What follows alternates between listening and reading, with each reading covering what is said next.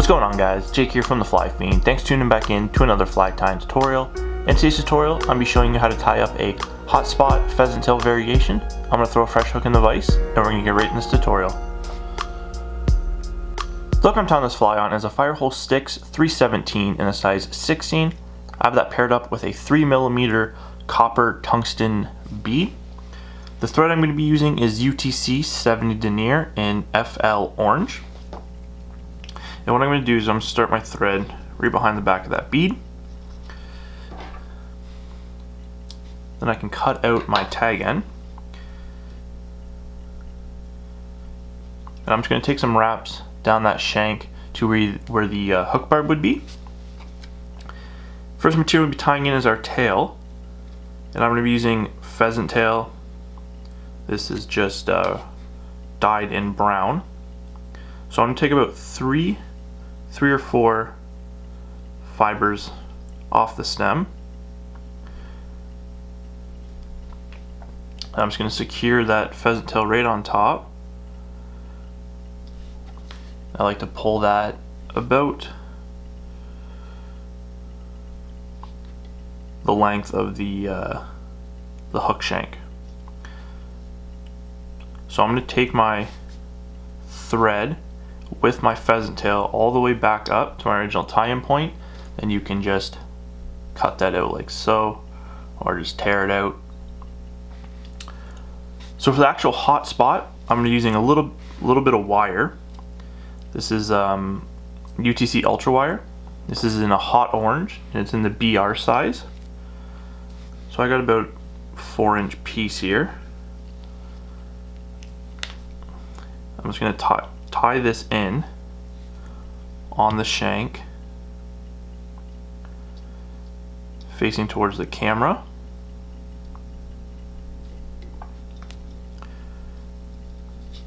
I'm just going to take some thread wraps, just like so.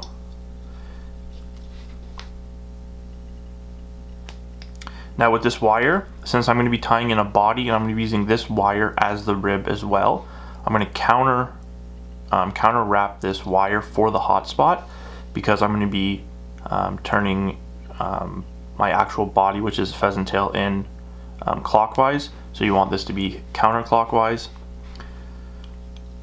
just so makes the fly that much more durable.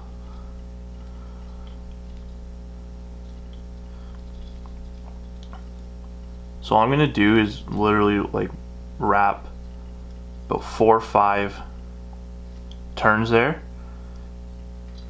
I'm actually just going to kind of leave this piece of wire just hanging. If you wrap these in tight enough, it should kind of just hold there for you, and it won't back off. So I'm just going to leave that sitting there. Then I'm going to grab my pheasant tail for the body, and I've got 4 pieces of that same color brown. I'm going to tie my pheasant tail in on the opposite side that I tied in my wire, just like that. Now you can just take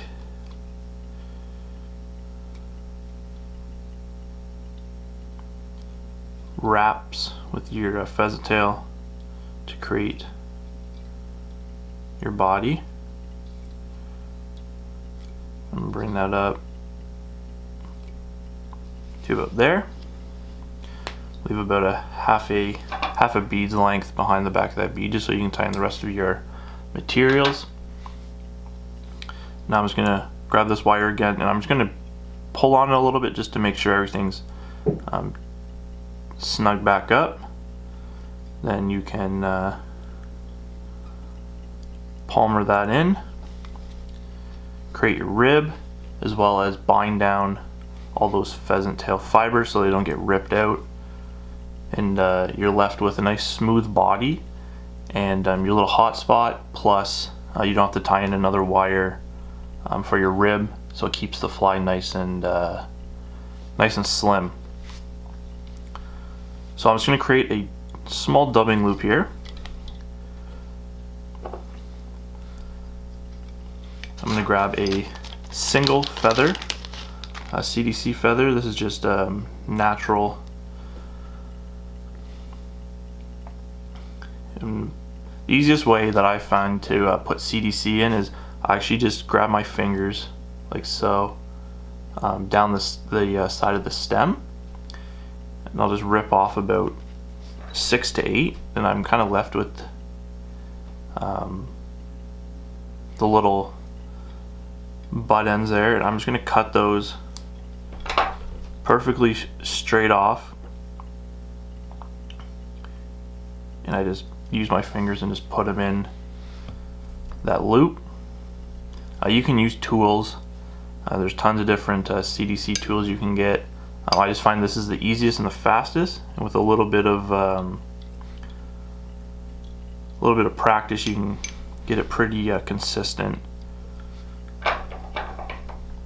So once I've secured that in there, if it wants to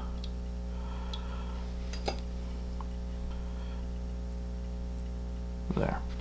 So once that's secured in there, cut out that dubbing loop. I'm going to create one more. I'm just going to add a little bit of hairs here just for a little bit more bugginess. I really like putting this this hair's ear mix on my nymphs. It's just a custom blend, super easy to do. It's just all guard hairs, no under fur, so it's all spiky, kind of buggy looking fibers. So I'm just going to pull that up to vertical, and usually about 1.5 wraps.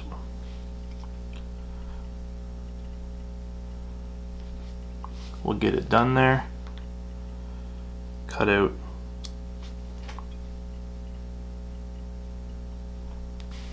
that loop. And grab your whip finish tool. Throw in a nice 4 or 5 turn whip finish. And you can cut out your thread. Then you're good to fish. So it's a cool little pattern. I can fish this literally all year round. Resident fish, steelhead. It's a cool little way to take your pheasant tails to the next level.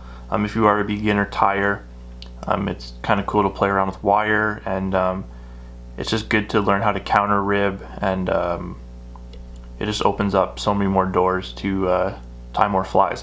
So hope you liked today's tutorial, guys. If you did, give it a thumbs up. If you have any questions about the fly or any of the materials or anything like that, just drop it down in the comment section, and I'll answer them.